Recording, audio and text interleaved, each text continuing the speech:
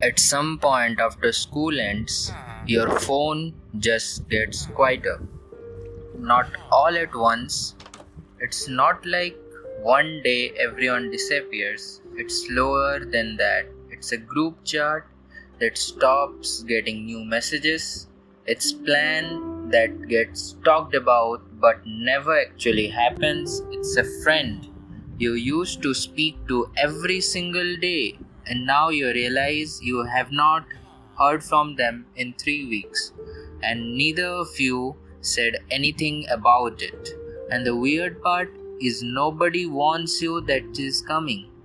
Like school prepares you for a lot of things. Not the part where the people you spent every day with for years just slowly stop being in your life, and you're left sitting there wondering, what did I do something wrong?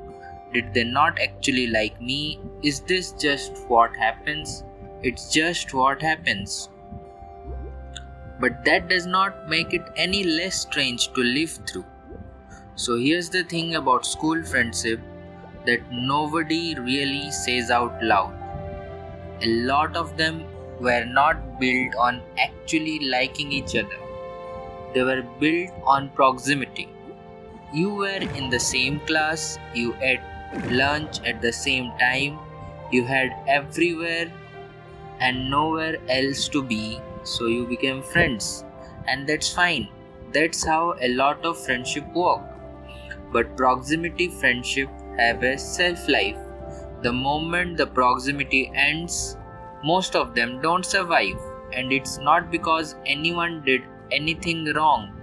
It's not because you were not good enough or interesting enough or worth keeping around. It's because the structure that was holding the friendship together got removed.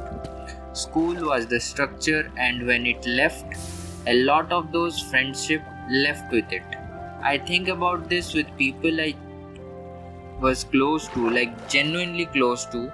We would talk every day. We know everything about each other's life, and then school ended, and slowly, not dramatically, just slowly that closeness faded. And I kept waiting for it to come back, like maybe we just needed to get settled and then things would go back to normal. They did not go back to normal because there was no structure to go back to. We had to actually choose to maintain it, and choosing takes effort, and effort takes intention. And a lot of people, not because they are bad people, just don't do that work. And the loneliest part of it is that it happens so gradually, you almost don't notice until you look up one day and realize the circle is a lot smaller than it used to be.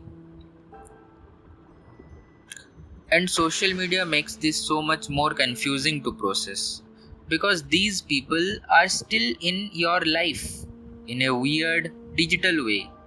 You see what they are doing, you watch their stories, you like their posts, and it creates this illusion that you are still connected, that the friendship is still there somewhere. But there's a difference between following someone and actually being in their life. And I think a lot of us confuse the two.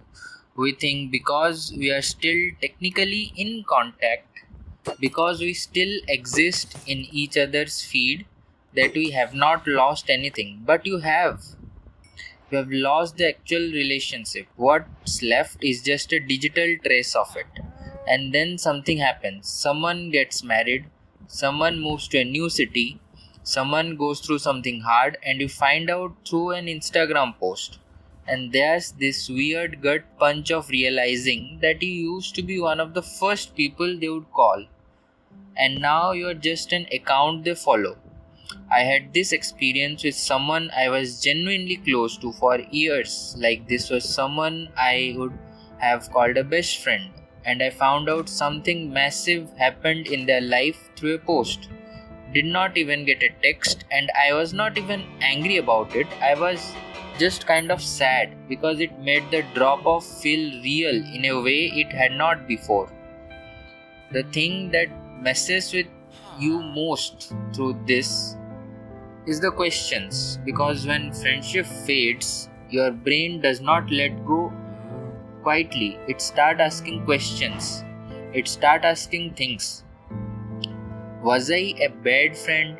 Did I not put in enough effort? Did I miss signs they wanted out? Should I have reached out more? Should I have said something when things started getting quieter? And you can spend a long time in that loop. I know, because I did. Going back through conversations, trying to figure out if there was a moment where I messed up, trying to find the things I did wrong that caused it. But here's what I slowly figured out, and I am still walking through this honestly.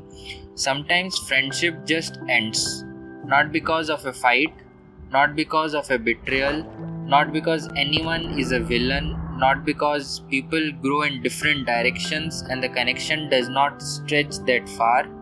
And that just a genuinely hard thing to accept, because we want there to be a reason, we want something to fix, we want to believe that if we just did one thing differently, the friendship would still be there. But sometimes there's nothing to fix. Sometimes it just ran its course, and that does not mean it did not matter.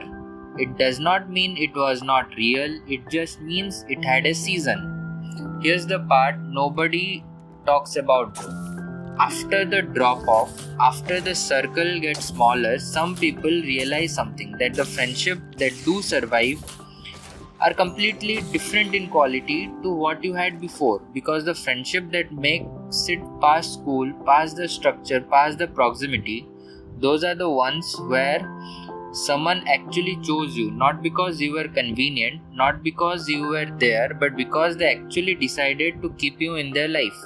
And that hits different when you understand it. I have fewer close friends now than I did at school. On paper, that looks like a loss, and in some ways it is. But the ones I still have, I actually know those people, they actually know me. There's no performance involved. There's no figuring out how to act or what version of yourself to bring. It's just real. And I think that's actually what adult friendship is supposed to look like.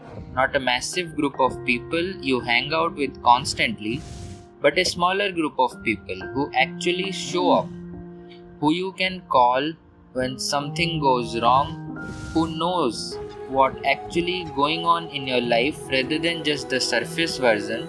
And getting there is uncomfortable. The drop off is uncomfortable. Watching the circle shrink is uncomfortable. But what's on the other side, if you let yourself get there, is something that actually feels solid.